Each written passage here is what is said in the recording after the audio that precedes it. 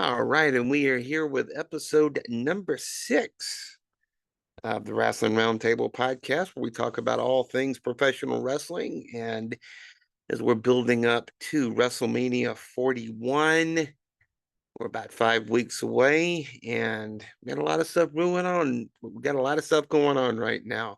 I'm Ryan Hall, Dominique LaRue joining us as always. How you doing, my friend? I'm all right. How you? Yeah, another day, man. Another day above ground. Another day, another dollar, another great week of wrestling. So Yes, sir. Yes, sir. And we had some interesting stuff happen this week. Definitely want to touch on a few of it. Had that great, great cage match between CM Punk and Seth Rollins on Monday Night Raw this past week. We'll certainly hit on that. But I think I want to lead with we've got new SmackDown Tag Team Champions. The and Yeah, and I got to say, and you, if you're watching us on video, you are representing the Street Profits, the new champions. profit set up. Yes, sir. Yes, sir. Let's talk about that match. I mean, first of all, it was a hell of a match.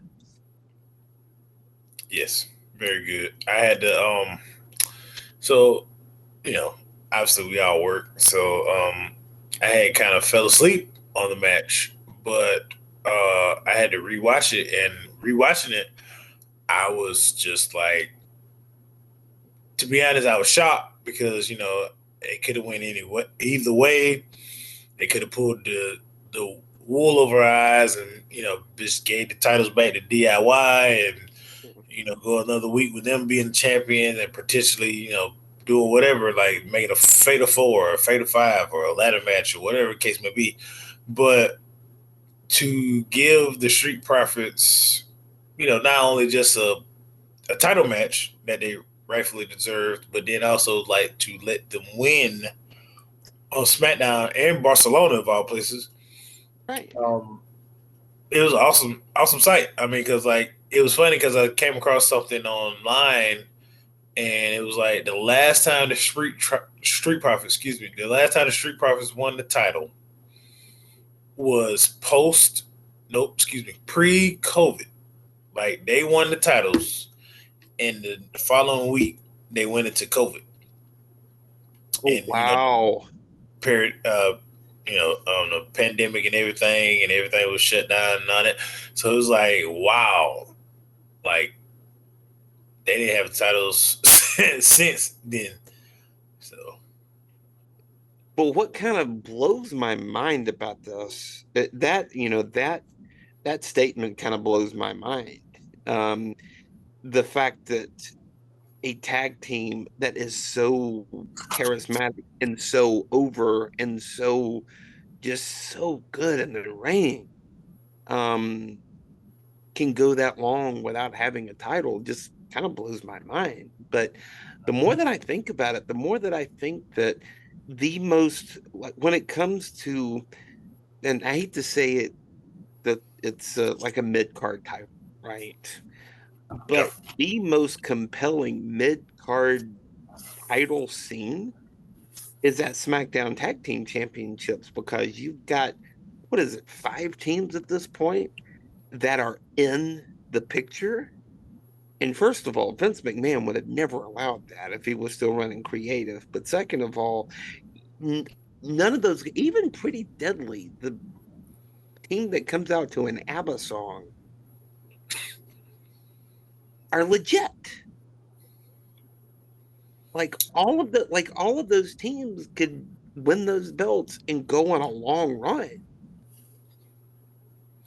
Um, to piggyback off of that, like every time I hear Pretty Deadly come out to their entrance music, I always think of what's his name? James no, not James, John Mason John, it's coming to me.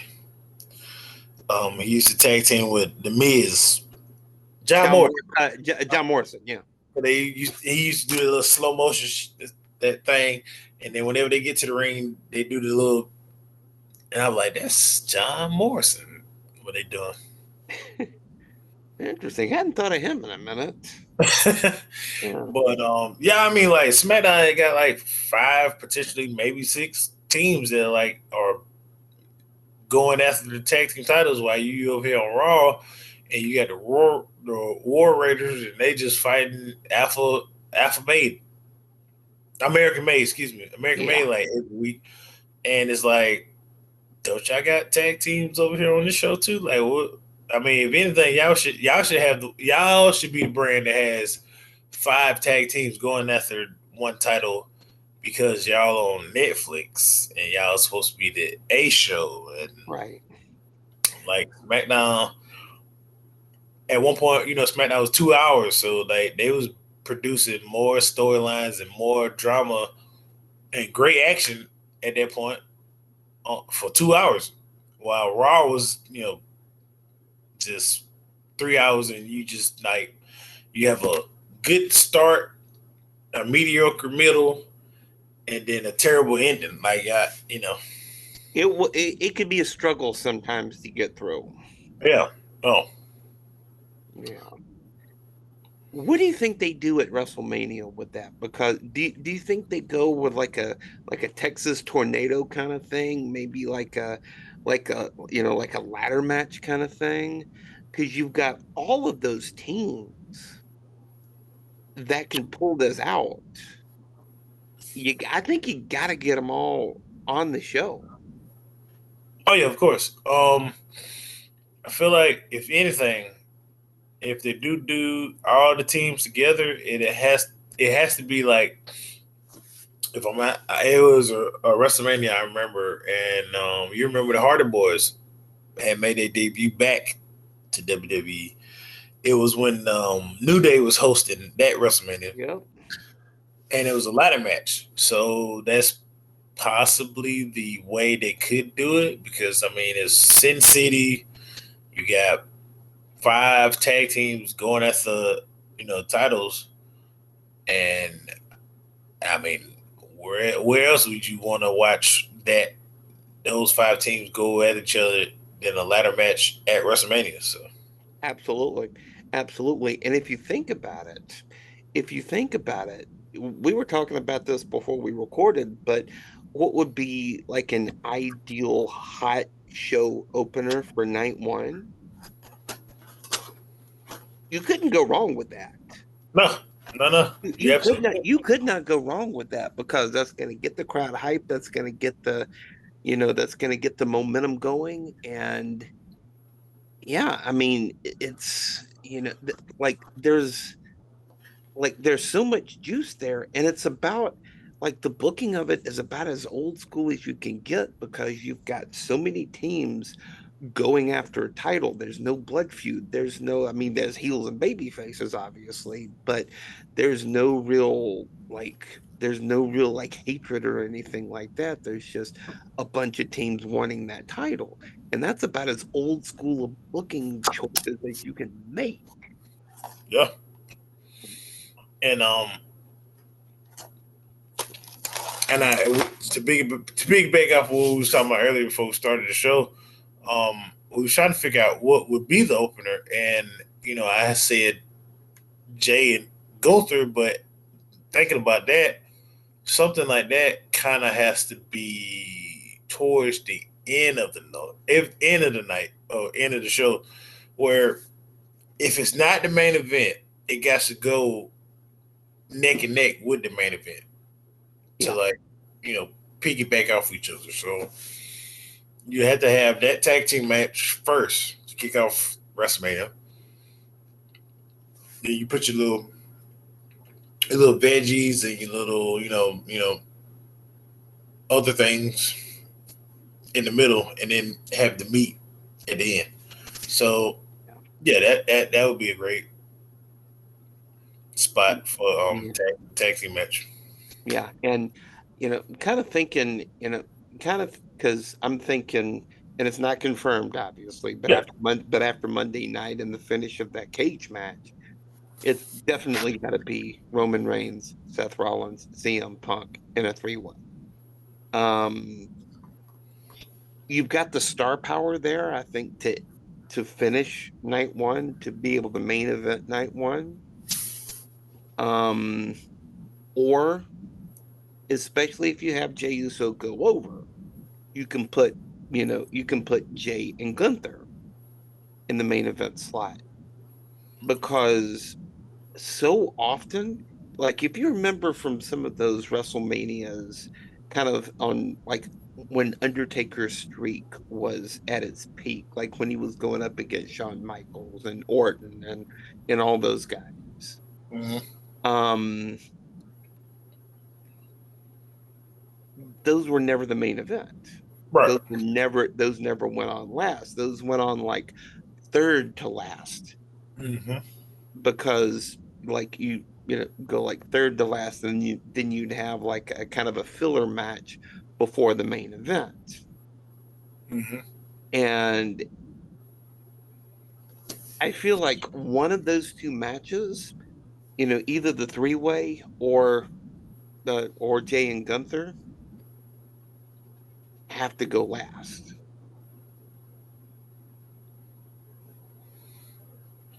Now, if the triple threat happens to be the match of the main event, I believe it somehow part of me is feeling like it has to be a stipulation and it has to be something involving what's going on night two with Cody and John Cena and The Rock. Because Say if you more. think about it, all three men kind of have a legit. I know two out of the three definitely have a legit like beef with the final boss and John Cena. Hell, and Cody, to be honest. Steph has his beef with anybody out of those six men anyway. But I feel like we're still not playing on that favor aspect that CM Punk supposedly has in Paul Heyman's back pocket. And the favor could be anything. The favor could be, to get them slotted into the main event, night one. It could be, he getting a triple threat match with those two men to solidify his spot in the main event the next night for the title. Or it could be it's so many different like butterfly effects to where you don't know where we could be going as far as this CM Punk favor. I had a thought. Just kind Yeah. of a random theory here. Mhm. But news has come out today. And to be clear, we are recording this on the holiest of all days for wrestling fans, 316. Stone Cold is going to be in Las Vegas. He's going to be at the WWE World. Yep. Yep. And Stone Cold could play a factor in either night one or night two. And that could he could be like a special referee in a situation like that. He could be, who knows? I don't think it's going to be like I think a run in, just like a run in, like John Cena and The Undertaker did in the main event last year. Yeah. I don't think that would be enough for that kind of star power. But at the same time, you need to be able to use that right. And I like I like I feel like they could be cooking up something with that. What are your thoughts there? I agree with you a lot on that aspect. Stone Cold, I wish I can remember the podcast's name, but he was on record of saying, and I quote, he was like, "Yeah, Cody's my guy. If he needs me, I will try to, make that."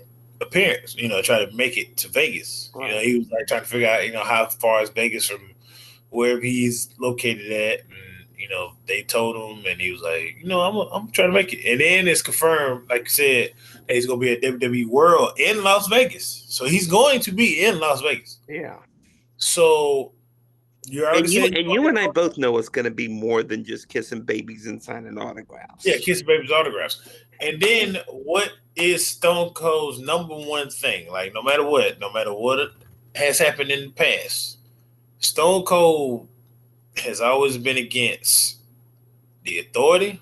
He's always been against, just anybody trying to tell him what to do.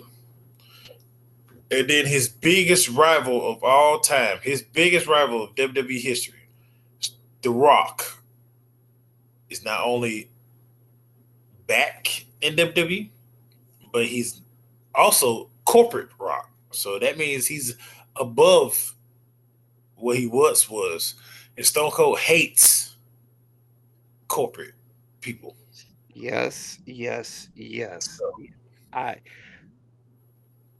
I like where your head's at. right. I like where your head's at on that because when I mean The Rock and Stone Cold, it's kind of a peanut butter and jelly thing. I mean, Oh yeah. that was the Attitude Era right there. But at the same time, they're both kind of in different stages of their lives, different portions of, what have you. Right. And there's definitely, there's definitely something there. But I'm also thinking that they have been teasing an angle somehow with Stone Cold and CM Punk for years. Damn. And there could be, and this may be just wishful thinking, fantasy booking on my end, but there could be an angle of that with that so-called favor angle that he has with Paul Heyman. Mm-hmm. It's just, can we just go ahead and record and say that this year, and I thought last year was crazy, but can we just say that this year is probably by far the craziest road to WrestleMania that we probably have been on? Because it's like we have four guaranteed matches, but like the one big match that is guaranteed, you have no idea if it's going to stay that way. You don't know if The Rock is going to get involved in that match, which we're surely sure that he's definitely going to get in the match because, I mean, like, why would you even make John Cena your quote unquote champion, which he ain't even the champion yet, and not get involved? So then on top of that, you have um, the uncertainty of like we don't even know what this triple threat match is going to be. Um, Roman is currently like on a run where if he main events again this WrestleMania, he will tie Hulk Hogan in the most consecutive main events in WrestleMania history. Yep. So if that doesn't play a factor into that, then I mean you're really not a wrestling fan at that point because they are definitely going to do anything in their power to either make you forget, which you never will forget Hulk Hogan, but at the same time, just like kind of erase his name from the record books in a sense. So why not we put somebody else's name that's been in the WWE and been homegrown by us to take Hulk Hogan's spot?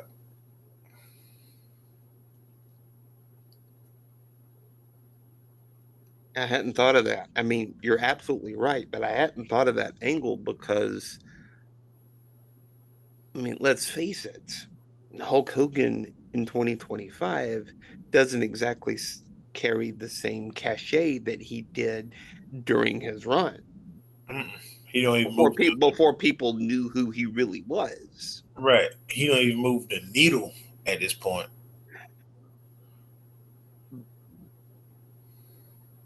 But at the same time, you know, like it kind of reminds me of what was that one WrestleMania um where the main event should have been Ric Flair versus Macho Man, but it ended up being Hulk Hogan and Psycho Sid. Was it? Was it? Was it? Was it? Was it? You know, Was it? like six or seven I somewhere. wanna. I wanna say it's seven. I wanna say Yeah, something in my mind is telling me seven, and I'm pretty sure any fans or anybody that are watching this pod, surely can comment on it. But I want to say it's either seven because I'm sitting here thinking, like one, that was the grand spectacle of it all, and it was kicked it off, and this and that, and then two and this and that and third, eventually they got to a point where they was like sick of seeing Hogan, kind of like in it in a right. sense. Yeah. But like Macho Man was the guy. He was like that he was gaining steam. He was being that guy to like potentially like take the throne of Hulk. But Hulk Hogan wasn't even trying to do all that. He wasn't I trying. mean, no, his ego wouldn't allow it. Yeah, his ego wouldn't allow it. Like at the end of the day, like you tell him, hey, Hulk, you getting up there in age. We need you to kind of like pass that torch to the next guy. And Hogan like, no, I think I can still Oh, go. it's not gonna work for me today, brother. It's not gonna work for me, brother. I mean, that ain't gonna sell the tickets, brother. And like, come on, man, come on, my guy. Like this dude over here, Yeaton, got more heat than you do. Like, what's going on? So Yeah, yeah, but we've kind of gotten off topic here. yeah, we got off rails. But I feel like there's something to that kind of Roman Reigns, Hulk Hogan angle because Yeah, because it's like, I mean, I don't mean to jump into it on you like that. Like this guy has seriously been carrying the company for 4 going on 5 years, and like no matter what, no disrespect to Cody Rhodes at all. He is quarterback one in a sense. He's the quarterback one in a sense, yeah, but the guy that has been the guy, the franchise player, the guy that has really just brought WWE out of the mud of just like we was literally in a pandemic, and we was getting Braun versus the Fiend, and like don't get me wrong, like Fiend was that dude that everybody was fascinated with, but when Roman came back, it was like a shift in like me personally, like the viewership, like my mind was like I mess with the Fiend, but Roman's back. And not only Roman's back, Roman is a heel now. Like, who would have thought, as much as Vince McMahon was pushing this guy to be the guy, his vision, and he comes back as a heel. absolutely. And a damn good heel at that. Oh, So yeah, then on top of that, not only you get Roman Reigns as a heel, but then you associate him with one of the greatest mic talkers of all time, one of the greatest managers of all time, Paul freaking Heyman. yes, And then it just skyrockets from there. And then from there, there's literally a video on YouTube that shows you 4 straight years of the Bloodline storyline. And we're still in that storyline, no matter what people might say, how they feel about it. The Bloodline storyline is still going on. yes, yes, and there's no signs of it slowing down. And no signs. And Paul and Roman kept telling us, we ain't even in the 4th inning. Like, what? Like, are you kidding me right now? Like, what are you talking about? Yeah, I mean, think back to like 2014, 2015, kind of think back to that era, the way that they were pushing Roman Reigns. Everybody hated him. They wanted him to go away. He had no charisma. He was just this handsome guy with great hair and no charisma. Yep. But you were also trying to force him into like trying to square peg him into like this all-American kind of guy, but that was never who his character needed to be. And when they finally let Joe Anawahi be that badass character that he is, keep in mind, keep in mind, he's still on chemotherapy for his leukemia too. Mm-hmm. So he's still doing this, in remission for his leukemia. And he's become a part timer, and Yeah, like like like many people, like Cody even said, like John Cena part time is way better than half of the guys is full time. And now Roman Reigns, who was full time, he comes back and becomes part time, and he's doing it probably better than John Cena. Like, absolutely. I mean, the guy takes, like, we know why he takes a break off, and I'm very glad that he does that. Like, his health is more important than anything in this world. But the guy takes a break. And he's even said it in the promo when he was talking about Seth Rollins. He said, "My checks are bigger than yours, and I barely are even in here." Yeah. And like, I think, who said this? I think it was a wrestler or somebody. They did an interview, and it was like, if you take Roman out of the picture, Seth probably could be on the same level as one of the greatest of all time. Like, no matter what. Like, Seth Rollins is Shawn Michaels, right? Because Good call. Good call. Good comp. Yeah. Like, I wish I could remember this person that said it, but it's dead on accurate. Like, he is Shawn Michaels. Shawn Michaels was the guy. He was Mr. WrestleMania. Like, every time he was in the ring, he was great in the ring and like great on the mic and everything you could ask for in a wrestler. But he just had that other guy, Hulk Hogan, Stone Cold, that other guy that was just far more superior, and that guy is Roman Reigns. Roman Reigns comes out, and we said it in the group one time.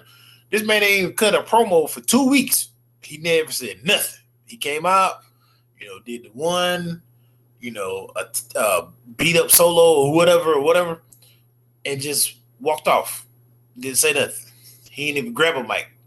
And then finally, when he grabbed the mic and was about to say something, and this was without Paul Heyman, the man had everybody in the palm of his hand and still does to this day. And the pop that he got last Monday night, when it was in New York City, and the cage match was going on. And like you said, it was a great cage match. It was great. Back and forth, reversals, finishers, this, that, the third, shooting birds, whatever. But the whole time we're sitting there like, okay, Roman gonna be there. Like, when is he coming? Is he gonna come after the match? Is he gonna come during the match? Is he gonna show up like the lights gonna cut off or whatever? And then this man, he comes through the crowd, and you can hear the crowd just erupt. Mm-hmm. And he snatches Seth Rollins out. And it's like, yeah, Seth won, but did he really win? Because he got his ass whooped right then and there. And it was like, well, we got bodied. Yeah. He got bodied.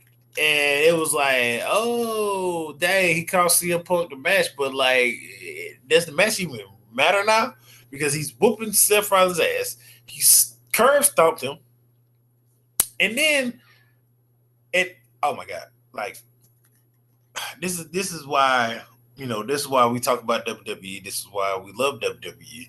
It's just the pure cinema of things, because it's like the storyline is playing out right in front of you. And like, no disrespect to AEW, like everybody at AEW, I know y'all are working hard and doing this and that and putting your bodies on line, but it's just something about a story being told to you in front of your face, and it's unfolding, and it's beautifully unfolding because we haven't seen Roman in a while, right? So it's been Seth versus CM Punk, Seth versus CM Punk, whatever.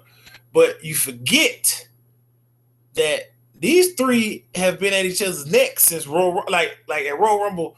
You cost Roman the match after you didn't after you didn't help Roman fight Solo and his crew, right?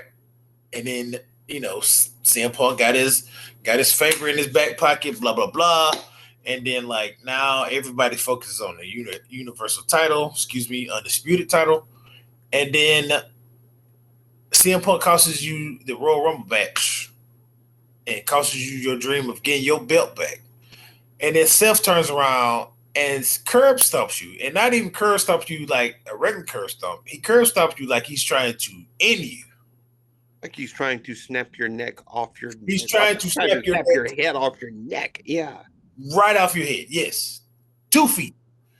And then he goes on to curb stomp you again. So that's like, hey, Triple H is basically showing you, hey, you remember this guy started it all. Seth started it all. He started the betrayal of the Shield. Mm-hmm. The downward spiral of like just Roman going from we hate you, Roman. We don't want you to be the guy. And then he turns around to be the guy. And then, remember CM Punk, the guy that left and came back? Y'all wanted him back. Seth didn't want him back. So now he got this hatred towards CM Punk. And it's just beautifully just throughout the year just molding into this masterpiece. And then he's outside the ring whooping Seth's ass. He looks in the ring, and Paul Heyman is comforting CM Punk. And it's like, wise man. Okay, all right. So he goes in and just whoops CM Punk ass. And then, it's like a perfectly good alley-oop, right? In terms of basketball. The guy throws it up in there, and you're looking at the ball, and it's just froze in there for a while. And you know what's going to happen, but it's just like, it's just beauty being in motion. And then here comes this, in terms of, Blake Griffin. He comes, and he catches it, and he just does a windmill. This is what we getting with this storyline. Like, we have so much going on in the world. Like, so much going on in the world of WWE. We got, John Cena becoming a heel. Cody Rhodes is doing with John Cena. And then we got, this, that, and the third. But it comes back to this main event, potential main event, I might add, where you got these three pivotal, just basically three big names. Like, this triple threat ain't no simple triple threat. These three big names in this match is going to blow the roof off of that match. Yes. Absolutely. Absolutely. And I love the way you explain that because there have been so many layers to this over the years. And you can go even as far as, what was that, 10 years ago when Seth Rollins turned on Roman and broke up the Shield. Just those kind of callbacks. That is why I love this kind of storytelling because you can plug A plus B and it equals C. You can plug that into a computer any day. AI can write that kind of script for you. Right. But to be able to, it's to me, it's like if you're reading a book series or watching like a movie series where, a book series is a great example of this. Like, like Lord of the Rings, for example. It's not really my thing, but just kind of roll with the if you're reading something in book 3 that gets foreshadowed in book 1, that's masterful storytelling to me. but to have it pay off like that, that, that's phenomenal.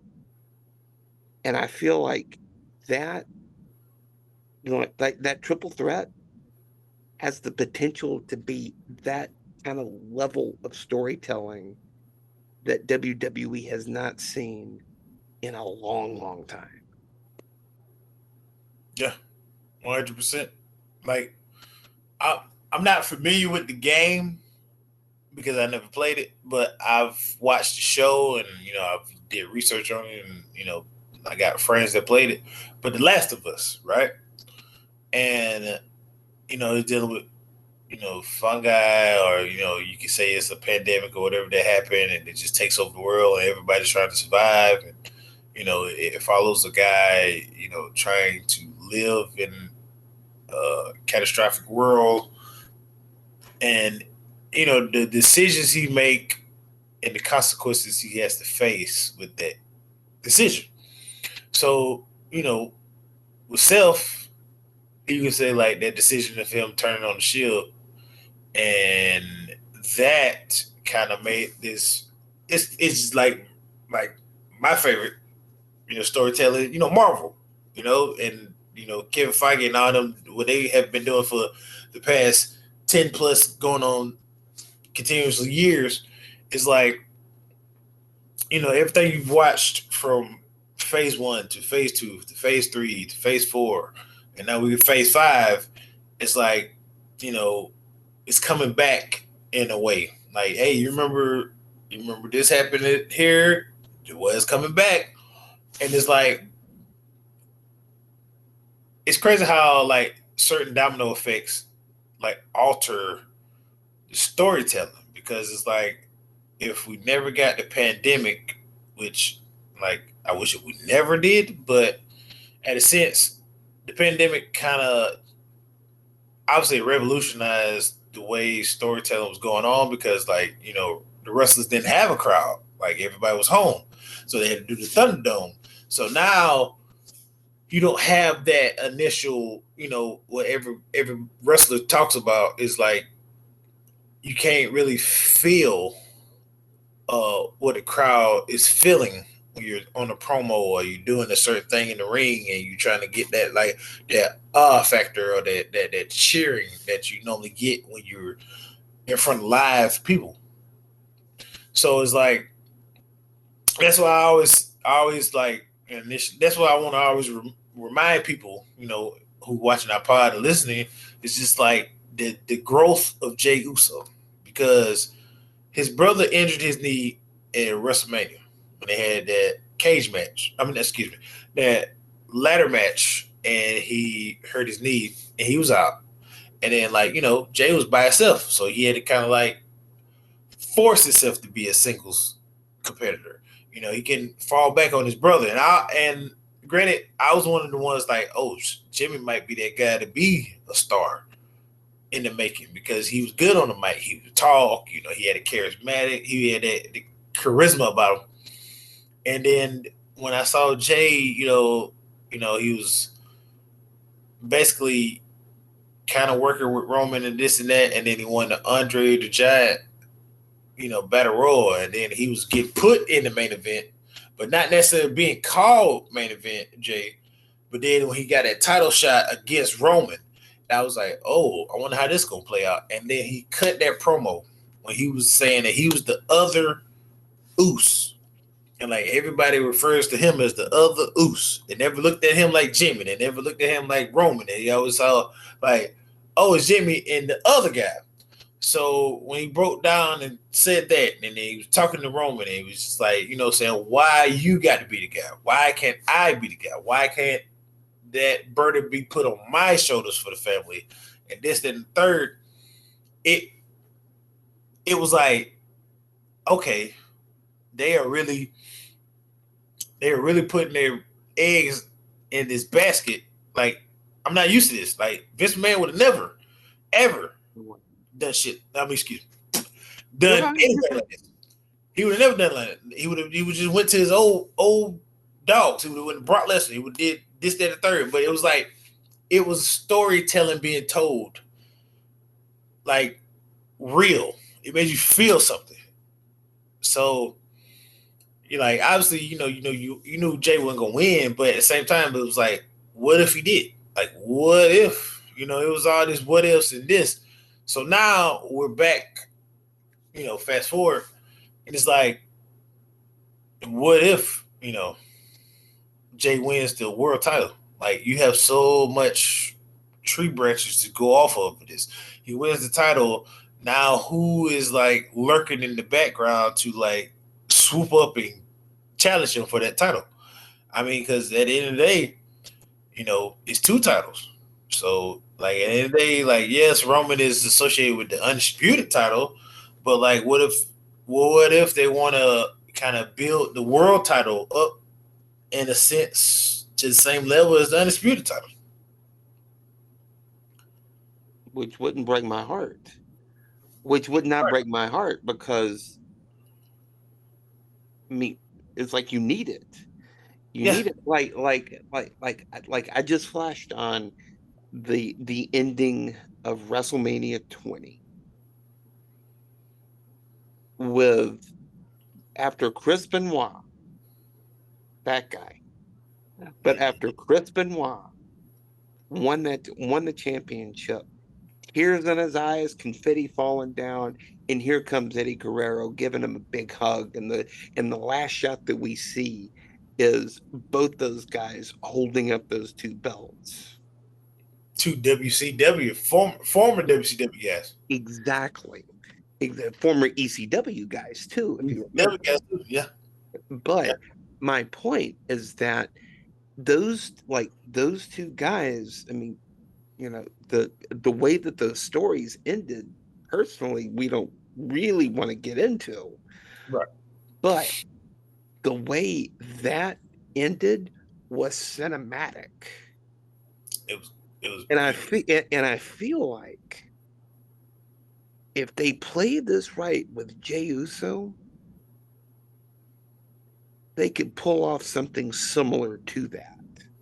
And obviously, again, I'm not wishing what happened to Eddie and Chris Benoit on my worst enemy. But the way that that ended, they could really do something similar to that at the end of the night. But that's why I think that match has to go on last, by the way. But um, especially if you're gonna end night two with a heel John Cena taking the title and people throwing trash in the ring. So, you know, when it's at its worst, I feel like wrestling can be racist, wrestling can be sexist, wrestling can be cheesy, can be violent for no reason. But when it's at its best, it's like Marvel, it's like Star Wars, it's like Lord of the Rings, it's just masterful storytelling. And obviously I'm gonna latch on to that, but it Right. gets this masterful storytelling if they do it right. And nobody knows what this is going to end up.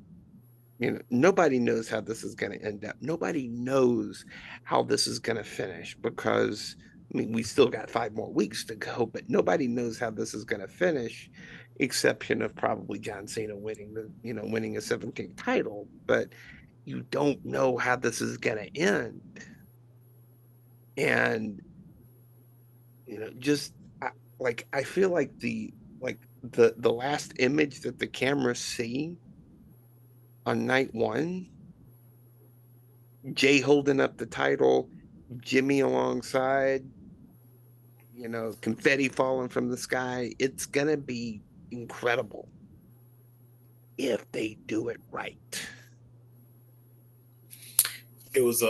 I had talked to somebody about this, and I was explaining to them because they like to watch UFC, and I was like, UFC and WWE is in the same umbrella now because of TKO, and they was talking about wrestling and being fake or whatever whatever the case may be. And I was like, no, it's not No, fake. we don't use the F word around here, Doc. You Yes, know that. it's staged, but at the same time, yes, they know the ending Yeah, result of it, yeah, but predetermined. Yeah, real. And it was basically, she was like, oh, okay, so it was basically like a grown man's soap opera. And I was like, yes, that's perfect example. yeah, Because it is a soap opera. It is fascinating and captivating and like, you know, obviously, we can't take back what we saw as kids, but we came a long way from that. And it's funny to think that when we was growing up during the Attitude Era and the Ruthless Aggression Era, it was more storytelling in a sense and less action. But then now, present day, in the PG-13 era, maybe it's more it's action and storytelling. And when you have that combined in one parallel for the other, it makes great TV because now we have this Jay versus Naomi. We have Self versus Self and CM Punk alone is definitely a soap opera because it's like this has been brewing for 10 plus years, and it goes yeah, all the way back to what CM Punk was like with the long hair, and Seth Rollins was just coming up in the business, and it's like, oh dang, so you had this grudge since then? That's wild. So, yeah, and then you got Roman and his beef with Seth, and then Roman with his beef with just, pretty much anybody out of the six you can even think of. Like, you know, obviously his beef ain't that much for CM Punk, but it's CM Punk, so anybody gonna have a beef with CM Punk because like people were cheering his name when he was gone and he left, and the man literally took the WWE title with him when he left. It made Vince McMahon make another title, the replacement title, and then he comes back, and now you have John Cena and him for the WWE title, and then you turn around and you come 15 years later, and he's in AEW, and they basically doing almost the same storyline, just almost. But with all that being said, to piggyback out for you, what you were saying is just it's really a great time to be a fan of wrestling again. Like either again or you freshly new into it. But either way it goes, it's the best time to watch because now it's so much more than what it was in the past. And then it's back to where it was back in the past where you never know what happened.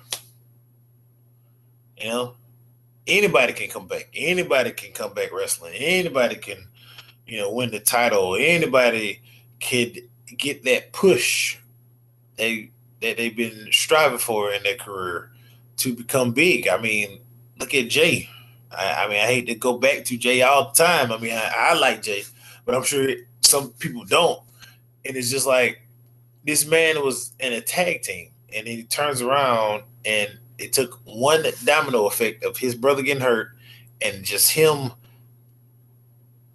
and not only him, Roman Reigns, like where he was at, and then he brought his family along, and now they are one of the top superstars in WWE. And it's crazy how like um Jay was like, I guess the comedic relief a little bit, where he was still under Roman's wing, but he was like, yeah, I'm your quarterback. I'm your quarterback. I got you. I got you. You know what I mean? I can handle it. I remember that segment well. Yeah. Yeah, Yeah, I can do it. You know what I mean? I can audible. I can do the audible. This and that, and the third.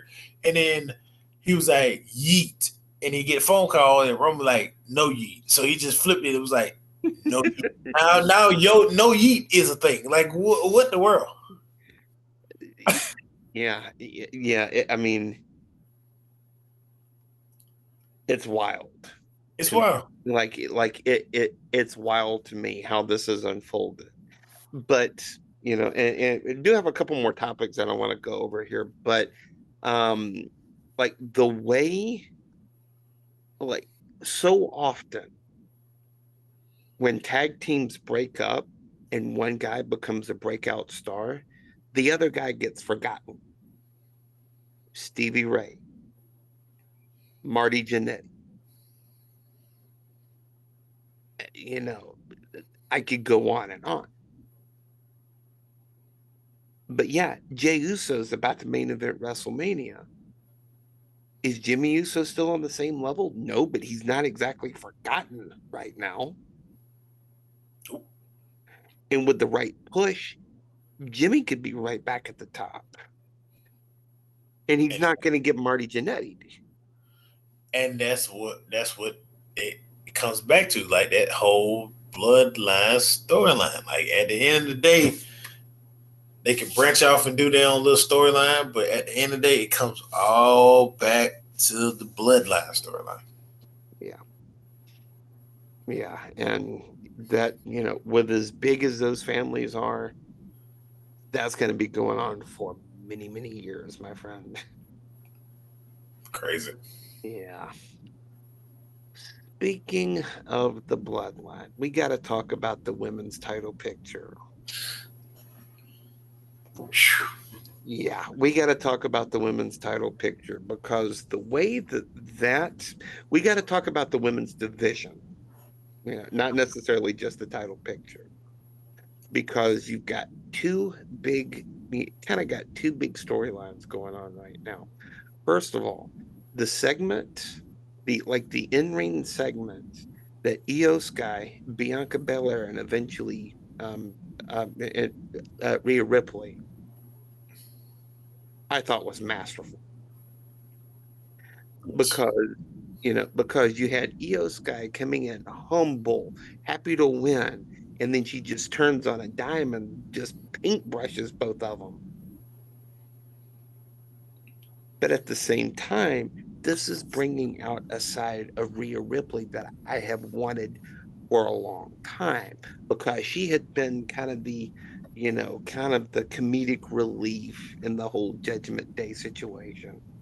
And now that she's broken off of that, we need a killer. And I think the more that I think about that segment, the more that I think this is the Rhea Ripley that we really need. And obviously, the way that it's looking, it's going to end up being a triple threat match for the women's championship. Mm-hmm. Yeah, 100%. Because, like you said, we're finally getting the Rhea Ripley we got. Was it when she came into the main roster? It was just basically we lost the brutality of Rhea Ripley, the Yeah. that edge of Rhea Ripley. Like she always had that edge or the X factor of some sense. But yeah, yeah. So when she joined Judgment Day, it was just her, Priest, and Edge. So we still had that particular Rhea Ripley with the brutality. Edge, remember him? Yeah, go on. Yeah, cool. Yeah. But when Dom got introduced into the Judgment Day, it kind of like it took that edge away because now she's like pampering him and kind of like willing him to be in the heel, and he got that heat, and everybody just booing the mess out of him, and it was like, yeah, we boo Rhea, but we're gonna boo Dom even more because Dom is the baby face that turned heel, and he's sitting here talking about his dad is a terrible father and blah blah blah blah blah. But Rhea, we get it. You gothic and you just you're strong as hell and blah blah blah. So it is what it is with you. And then going through the years and like yeah, mommy's on top, mommy this, mommy that, whatever, whatever. It's great. It's great. It's great catchphrase, great you selling tickets, blah blah blah, whatever. Yeah, selling But, tickets, T-shirts. Yeah, no, yeah, made her a fortune. made a fortune. But that whole edge that you're referring to was gone. I mean, like it wasn't, like, oh, this chick will snap at any moment and just like beat the whole hell out of somebody. And Right. then it took, her losing everything, like everything, to like bring that rawness back in that character. And then the promo she cut where she was like, I thought I was friends with Bianca and I thought she was out there to support both of us, and then to turn around and support Io like she didn't want to fight me. And it makes me go back to thinking like, damn, Bianca might have been like, why was Bianca out there? And then like Rhea reiterated it Monday night and was like, why was you really out there? Like, why was you out there? And then she kept going around the question. And she was like, I was out there and blah, blah, blah, blah, blah. And it was like, was you there to support Io, or was you there to be, just be there and see who you're going to fight? And it was like, come on, Bianca, like you basically are kind of like putting yourself in the corner and showing us that maybe maybe that whole Jade and Naomi situation was a little bit deeper than what it actually was. I've been saying that for weeks. Go on. Yeah. You have. And it's like, me, I'll be like, Naomi did. But now it's like, okay, is you more than what you're, you know, portraying yourself to be? Sorry, I had a lapse. But yeah, are you more than what you portraying yourself to be? Because like, used to be this EST and I'm this and I'm that and I'm the baddest, I'm the. And now it's like you playing this victim and like, like I get it, like your mind is like scrambled because it's like your friend did this and like try to take your other friend out, but then like it really just her that tried to take it out? Because at the end of the day, Jade is way more powerful and superior than Naomi in a little bit. So it's like, I don't know. And then the interview where Jay was like, I just saw Naomi running off. So you never really saw who attacked you. You just saw the last little, I guess, fragments of seconds you had to witness who really like did it to you. And Naomi just happened to be there. But like, could be more deeper than that. And then they're going back and forth on social media or whatever. And like you said, I mean, Io Sky laid some slaps on some faces. And it's like, yeah, y'all both going at it. But at the end of the day, like I'm the one who beat Rhea. At the end of the day, I'm the champion. I'm the champion. Like, how is it that you're overlooking me and I'm the champion? So it's like it's gonna be a triple threat. And then like we talked about it, you and I. We talked about the compare and contrast. Like you got Rhea, who's a powerhouse. She's athletic in her own right, with strength and agility in a sense. But then you got Bianca, who's powerful and quick and agile and athletic and can do all things on the same level as Rhea. But then you got Io Sky, who's just a high flyer and just like at the end of the day, she's a more athletic Asuka. So when you get those three chemicals in a dish, you're gonna have like a masterpiece because it's like you got all these three styles and they all work together. So that match is bound to be great. Yeah, it's bound to be great. And there's definitely more heat with that than there is between Charlotte and Tiffany Stratton. Oh my god! I mean, I already know we're gonna get into this, but yeah, we can save this for next week. But yeah. I mean, because it's really not. I mean, at the end of the day, I know they're trying hard to push this, and I get it. And Tiffany coming out and just trying to get her get back and everything.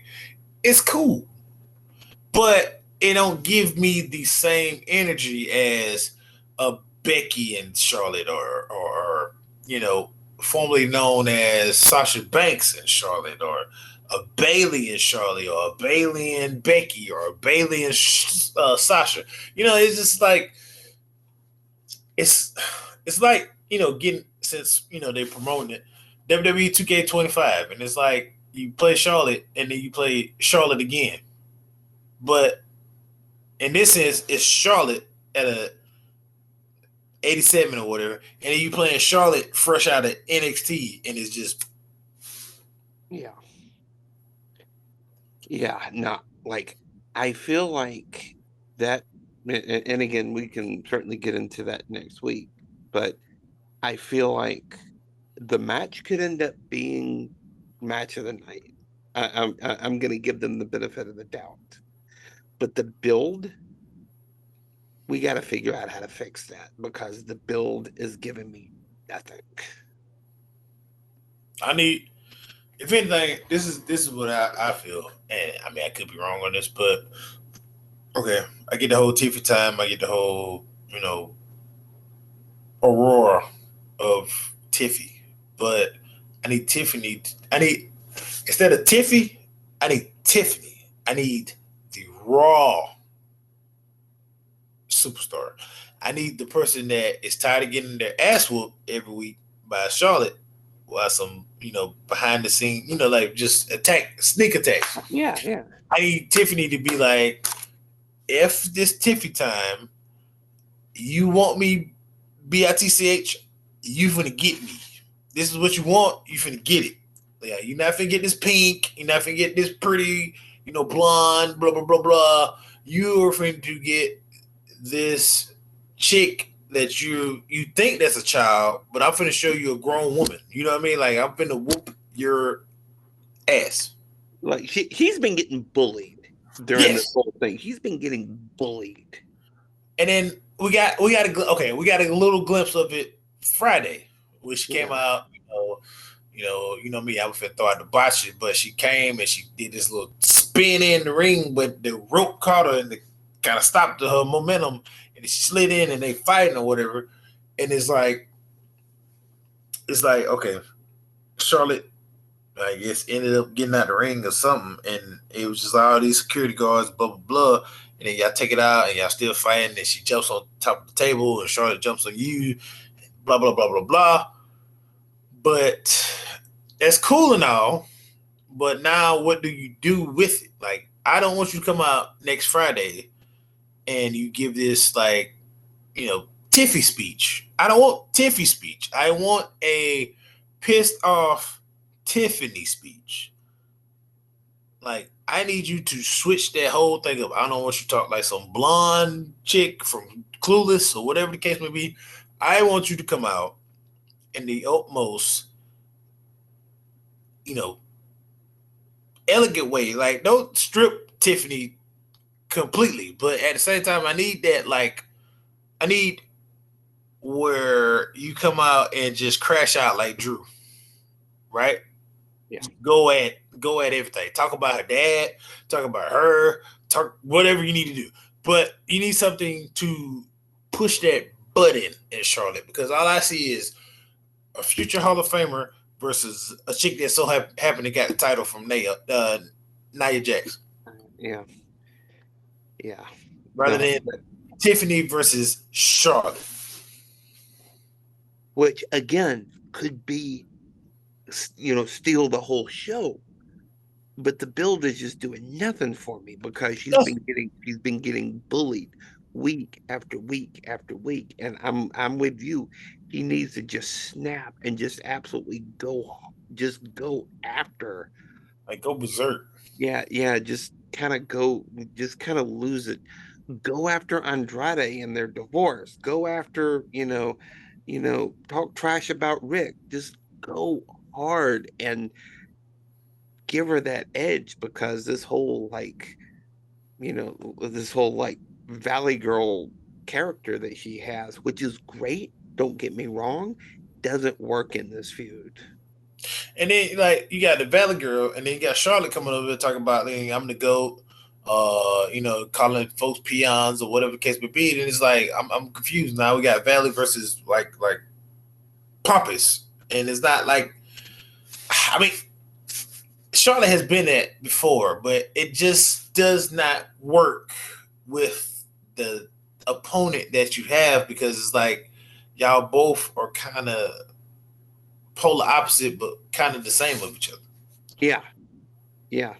I mean, with the exception of Charlotte being tall and Tiffany being short, they're very similar physically. They're Very similar, like very similar move sets. like you had the Queen versus the CEO. You had at the time the Hugger versus the Queen and stuff. Like, it's so opposite that it worked because it was so opposite. But now it's like you got two magnets going together, and it's not even like coming close to each other. It's just pushing each other away. And I don't want that. I want the opposite. Opposites attract. So give me something opposite of what Charlotte has, because it's just you are basically where Charlotte was, and I need you to be something that Charlotte wasn't. You know what I mean? Mm-hmm. So we shall see. And we shall see. We can gladly move on. Yeah, we shall see. And I think last but not least, something I know we're both looking forward to on Raw coming up on the 17th, we get to see heel John Cena for the first time. Let's speculate quickly. What do we think we're going to see? I'm gonna just go ahead and say it. We're probably finna see the official road to WrestleMania, or what I say, official roads to WrestleMania, because the past two nights, obviously Cody has been carrying the feud, and the first night he did well. Second night he did decent, because still without John or a video package or Rock or whatever the case may be, it was like I wasn't getting the pissed off vibe from Cody. Like, yeah, Cody was kind of pissed off, but like, if you kick me in my nuts. Yeah, sorry to interrupt, but I was kind of getting more offended and less pissed off. Yes, I would get more offended because you kick me in my nuts. I get slapped by Travis Scott, right? You busted my eardrum, you left a shiner on my eye, and I don't get no get back for a whole week. And I have to sit here. Yes, and I have to sit here and talk this feud up. And you're sitting here, and yes, John was a friend. He was a mentor. I get all that, this, that, and the third. But I'm not fin to talk in praise of you, okay? Like, that was the past. What you did that night ruined everything you did for the 20 years that made you who you are. I'm focused on you as you are right now, an asshole. You whooped my ass in front of my whole family of friends and my daughter. I had to go explain this to my daughter of why my eye is messed up. And I'm not worried about you giving up or whatever the case may be. You're coming for my livelihood. You're coming for my title. You're coming from the thing that made me, I chased this dream of becoming champion. And, it was a dream of my father's. I finished the story, and I've basically conquered everything I've set my plan, set my goals on. And I had to literally go through hell with this bloodline to get this title. And then you was the one that helped me get this title. And then you turn around and you turn on me and go right to the person that tried to stop me from finishing the story. So it's no more praising. There's no more none of that. Like, I see blood. I see red. I want to end you. It should be personal. It should be on the same level as Seth and CM Punk. And I'm not getting none of that. I am getting I'm pretty much getting the whole Tiffany and Charlotte kind of. I'm not getting it. Like it's crazy. Like okay, when the main thing about this feud is John Cena turning heel. That's the most talked about thing out of this whole feud is John turning heel. Sorry, and then on top of that, John winning the match. Like we're not even giving Cody like second thought of possibly beating John. Like no way, chance in hell. You got The Rock backing John Cena up. John is going for number 17. You know, I mean, like at the end of the day, I mean, it's gonna be bloodline. Like at the end of the day, with The Rock being involved in it, it's somehow gonna be bloodline rules or some crazy crap like that, to where like Cody has no chance in absolute HEW hockey sticks to win this match. But at the same time, he does have a chance because we potentially may have one of the greatest superstars of all time possibly make an appearance, which we're hoping. But it's like, what? But it's like, is that enough? Like, is that enough? That's that's the question. And just from me, before we wrap up here, I feel like what I want out of John Cena on Raw, I want the motivation. I want the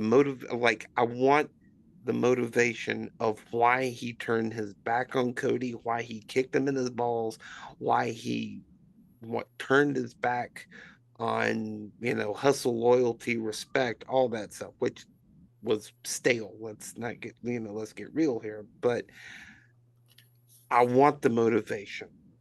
Yeah. And I feel like the motivation has to be stick. Yes, it's got to be that championship. It's got to be, I got to do whatever I got to do. I'm not getting any younger. I want to, I want this championship. I had a great opportunity, what have you. I want,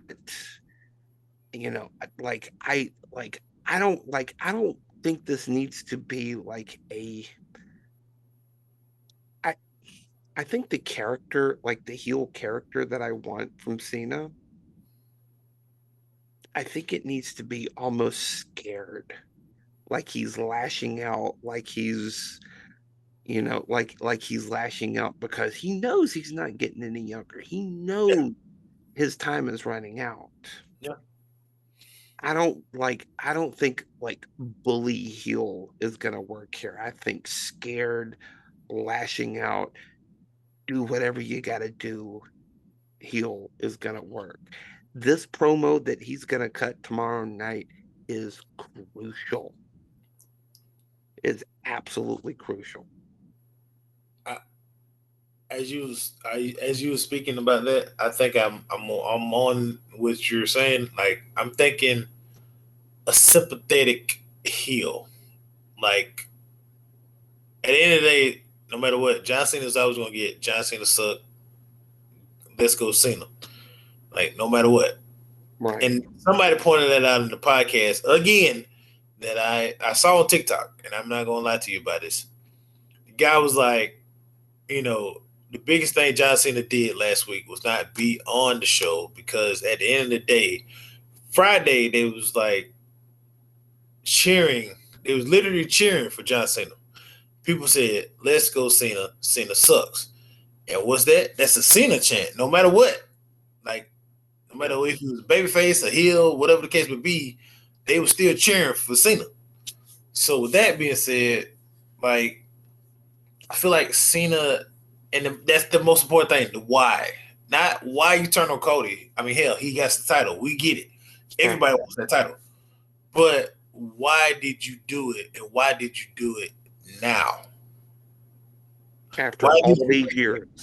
Yes. Why did you wait so long to turn heel? Why did you wait so long, hell, to even chase for the title? Because 5 years ago, you wasn't even in the title hunt. Like, yeah, you came back, you fought Roman, this, that, the third, but it was another title you could have went for, right? You wanted to go for Roman. You could have went to the other title. But now you come back again, and now you're determined to get 17. And then you make that promo about I'm focused on 17, so I can be the guy that shakes the next guy hand to get 18. Okay. So was you saying that because that's what you want, or was you saying that because you know that, to be honest, it's possibly no chance in HEW hockey sticks that could possibly happen for the next 20 something years? Because the only people closest to that record are either retired or close to retiring. Triple H, COO, Randy Orton, he's right there with you, about to retire. Who else? Body held together with duct tape and prayers anyway. Duct tape and prayers. A guy named Edge, he went to another promotion called the Seth Cope. Mm-hmm. So it's like and The Rock, he's in Hollywood now, so he's probably not even worried about that record. So it's like I'm pretty good. I'm pretty sure you're safe on that record, my guy, for another 20, 25 years. Yep. Oh, yeah. But Monday night is gonna be very, very, very critical. And then it's not even Monday night; it's Monday night for them, but it's like Monday afternoon for us. Right. Yeah. No, they're over in Europe. It starts at 3 o'clock Eastern time, I think. And We have to literally just, like, if we're not off by then, we have to literally not even look at our Facebook, Instagram, social media at all, just to, like, not be surprised, not miss something that don't get spoiled. I mean, I'm actually off work tomorrow. I'm considering if I want to watch it live or not. So. Let's be nice. Yeah. Well, I've just worked 6 days in a row. So yeah. Oh yeah, you deserve it. You deserve it. Tomorrow. All right. Well, another great episode. You want to do it again next week? Oh yeah. All right. Well, the road to WrestleMania is about to heat up, and we're going to be right here to talk about it and discuss our opinions along the way. So, and to my boys, the profits are up. You know what I mean? Oh, absolutely, absolutely. Well, for Dom, I'm Ryan. Thank you so much for watching and listening to the Wrasslin Roundtable presentation on Royal Hearts Media. Until we eat again, thank you for watching.